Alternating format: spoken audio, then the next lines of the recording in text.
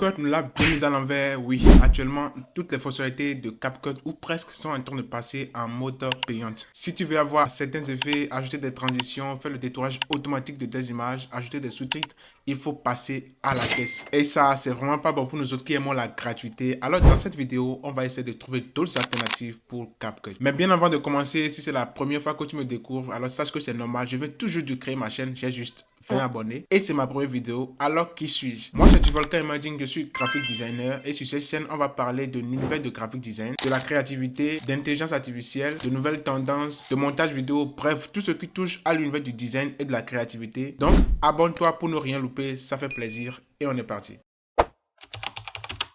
En première position, on va commencer par faire les présentations. C'est quoi CapCut? CapCut est une application mobile de montage vidéo qui a été mise en avant grâce à TikTok. Et à moins que tu habites sur une autre planète, CapCut s'est vraiment imposé comme la meilleure application mobile de montage vidéo. Et ce, grâce à une palette très large de fonctionnalités qu'il nous propose. Vraiment, hein, c'est pas de la blague. Moi, je ne suis pas monteur vidéo. J'ai toujours eu peur du montage vidéo. Mais grâce à CapCut, c'est devenu très facile pour moi de faire de très bons montages vidéo et de pouvoir partager ma passion et mes connaissances sur les réseaux sociaux. Mais bon, le fait que CapCut est en train de devenir une application payante ne m'étonne pas du tout. Il fallait forcément y attendre. Avec plusieurs millions de téléchargements chaque mois, à un moment donné, ils vont vouloir rentabiliser et ça, c'était prévisible.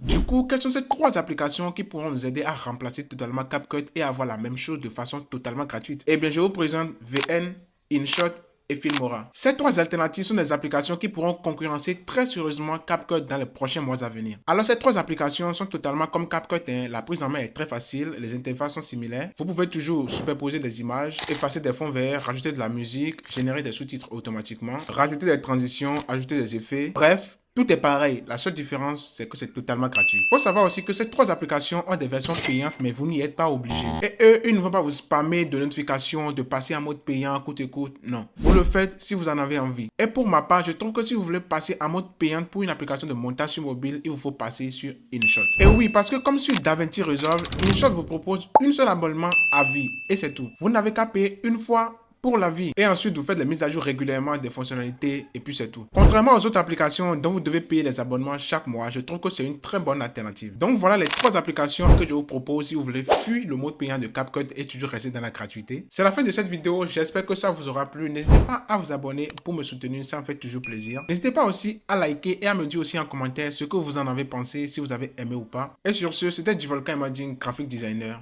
Ciao.